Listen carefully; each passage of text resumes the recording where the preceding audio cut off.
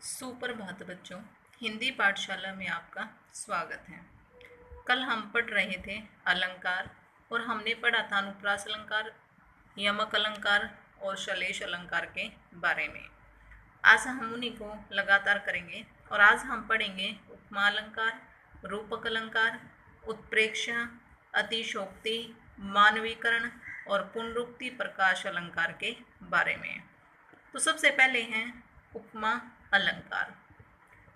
जब दो वस्तुओं या प्राणियों में समानता के कारण एक की तुलना दूसरे से की जाती है तब उपमा अलंकार होता है। तो स्टूडेंट, इसमें क्या है कि दो वस्तुएं जो हैं वो एक जैसी दिखाई देती हैं, दोनों में समानता होती है। तो समानता होने के कारण क्या किया जाता है, दोनों की आपस में तुलना की जाती है। समानता दर्शाने के लिए जो है एक दूसरे की तुलना की जाती है। तो इसमें जो शब्द जो समानता प्रकट करते हैं वो शब्द कौन से हैं? सा, से, सी, सरिस, जो, के समान, समान। इन शब्दों के द्वारा समानता प्रकट की जाती है। तो इस अलंकार की पहचान है ये कि इस अलंकार के अंदर सा, से, सी, सरिस, समान, के समान, जो आदि शब्दों का प्रयोग किया जाता है। उदाहरण देखते हैं हम। हाय फूल सी कोमल बच्ची हुई राख की ढेरी। तो देखिए, सी बच्ची की तुलना किससे की गई है? फूल से की गई है कि हाय फूल सी कोमल बच्ची। तो यहाँ पर उपमा अलंकार होगा। उसका हृदय नवनीत सा कोमल। हृदय की तुलना नवनीत के साथ की गई है कि हृदय नवनीत सा कोमल है। तो सा शब्द आया है, तो यहाँ पर उपमा अलंकार होगा। पीपर पात सरिस मन डोला। तो सरिस शब्द उसमें आया है, तो वहाँ पर क्या कौन सा अलंकार होगा? उपमा अलंकार। फिर है रूपक अलंकार। जहाँ दो वस्तुओं के गुण की अत्यधिक समानता होने पर उन्हें एक कर दिया जाता है, अर्थात दोनों की एक रूपता दिखाई जाती है, वहाँ रूपक अलंकार होता है। स्टूडेंट, इसमें क्या होता है कि दो वस्तुएं जो हैं उनके गुण दोषों के अंदर समानता पाई जाती हैं और उस समानता के कारण उनको एक कर दिया जाता है, यानी दोनों वस्तुओं को एक ही मान लिया जाता है। जैसे चरण कमल बंदो हरि राई। यहाँ पर हरि के जो चरण हैं वो कैसे हैं? कमल हैं। उनको कमल के समान नहीं बताया, चरण को कमल ही मान लिया गया है।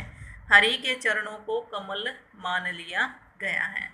मैया मैं तो चंद्र खिलौना ले हो। यहाँ पर जो चांद है उसको खिलौना मान लिया गया है। खिलौने और चांद को एक कर दिया गया है कि मैं तो चांद का खिलौना लेना चाहता हूँ, चांद रूपी खिलौना लेना चाहता हूँ। तो यहाँ पर जो है उनके जो गुण समान गुणों के कारण जो है एक वस्तु को दूसरी वस्तु मान लिया जाता है। फिर है उत्प्रेक्षा अलंकार। जहाँ एक वस्तु में दूसरी की संभावना प्रकट की जाती है वहाँ उत्प्रेक्षा अलंकार होता है। इसमें जो संभावना प्रकट की जाती हैं वो शब्द कौन से हैं? मानो मनु, जानो जनु, मनहो मनहु, जनहु जो। इन शब्दों के का जो है प्रयोग किया जाता है।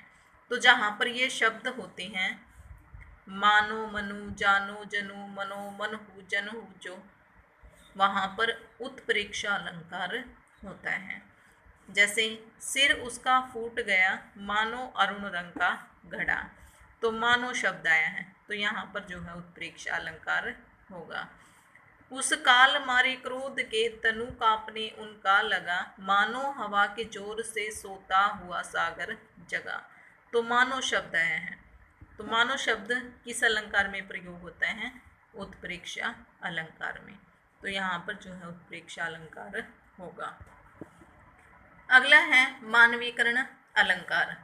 जहाँ जड़ प्रकृति पर मानवीय क्रियाओं का आरोप हो वहाँ मानवीकरण अलंकार होता है। जहाँ प्रकृति की जो वस्तुएं हैं उन पर मानवीय क्रिया करने का आरोप लगाया जाए तो वहाँ पर मानवीकरण अलंकार होता है। जैसे एग्जाम्पल हैं, मेघ आए बड़े बन ठन के सवर के। अब जो मेघ है, बादल है, वो थोड़ा बन ठन कर सवर कर आएंगे, वो तो मनुष्य कर सकता है बनने ठनने संवरने का काम। तो यहाँ पर जो प्रकृति है, प्राकृतिक जो वस्तुएं हैं उन पर मानवीय क्रिया करने का आरोप लगा है। जो मेघ हैं उनके ऊपर मानवीय क्रिया करने का आरोप लगा है कि वो बन ठन कर संवर कर आ रही हैं। तो यहाँ पर मानवीकरण अलंकार होगा। फिर अगला है अतिशोक्ति अलंकार। स्टूडेंट, अतिशोक्ति का मतलब ही होता है बढ़ा चढ़ाकर कहना। तो जहाँ पर किसी वस्तु या घटना का इतना बढ़ा चढ़ाकर वर्णन किया जाए कि वह लोक सीमा को लांघ जाए, कि उस पर विश्वास करना ही कठिन हो जाए, तो वहाँ पर अतिशोक्ति अलंकार होता है। तो जहाँ पर किसी वस्तु का सीमा से अधिक बढ़ा चढ़ाकर वर्णन किया जाता है कि वो अविश्वसनीय हो जाए, तो वहाँ पर अतिशोक्ति अलंकार होता है। जैसे उदाहरण देखते हैं, आगे नदियाँ पड़ी अपार, घोड़ा कैसे उतरे पार, राणा ने सोचा इस पार, तब तक चेतक था उस पार। जो महाराणा प्रताप है वो सोचते हैं कि आगे तो जो है बड़ी अपार नदी है, बड़ी नदी है, तो घोड़ा इसको कैसे पार कर सकता है। लेकिन जो राणा थे उन्होंने तो इतना सोचा ही था कि तब तक चेतक नदी के उस पार चला गया। तो क्या ऐसा संभव है कि एक आदमी के इतना सोचने मात्र से ही घोड़ा इतनी बड़ी नदी को पार कर जाए? तो ये जो है हमारी जो सीमा है उससे परे है। जो वास्तविक स्थिति है उससे जो है अधिक वर्णन किया गया है, तो यहाँ पर अतिशोक्ति अलंकार होगा। इसका दूसरा जो उदाहरण है वो है, हनुमान की पूछ में लगन न पाई आग, लंका शीघ्र जल गई, गए निशाचर भाग। कि हनुमान की पूछ में तो आग भी नहीं लगी कि लंका जल कर राख हो गई और सारे जो राक्षस थे वो भाग गए। तो उसमें जो है हनुमान की का जो है बड़ा चढ़ाकर वर्णन किया गया है कि हनुमान की पूछ में आग भी नहीं लगी और लंका सारी जलकर राख हो गई। तो वहाँ अतिशोक्ति अलंकार होगा। अब लास्ट है पुनरुक्ति प्रकाश अलंकार। पुनरुक्ति प्रकाश अलंकार में एक शब्द का दो या दो से अधिक बार प्रयोग किया जाता है, लेकिन उसका अर्थ एक ही रहता है, तो उसे पुनरुक्ति प्रकाश अलंकार कहते हैं। जैसे उदाहरण है, दिन जल्दी जल्दी ढलता है। यहाँ पर जल्दी जल्दी शब्द दो बार प्रयोग हुआ है, लेकिन उसका अर्थ एक ही है, तेजी से। दूसरा एग्जाम्पल है, पुनि पुनि पवन कुमार। पुनि पुनि यानी पुनः पुनः, बार बार, पवन कुमार।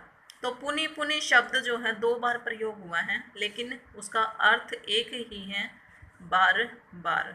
तो यहाँ पर जो है पुनरुक्ति प्रकाश अलंकार होगा। तो इसके साथ ही हमारा जो अलंकार का चैप्टर है वो खत्म होता है।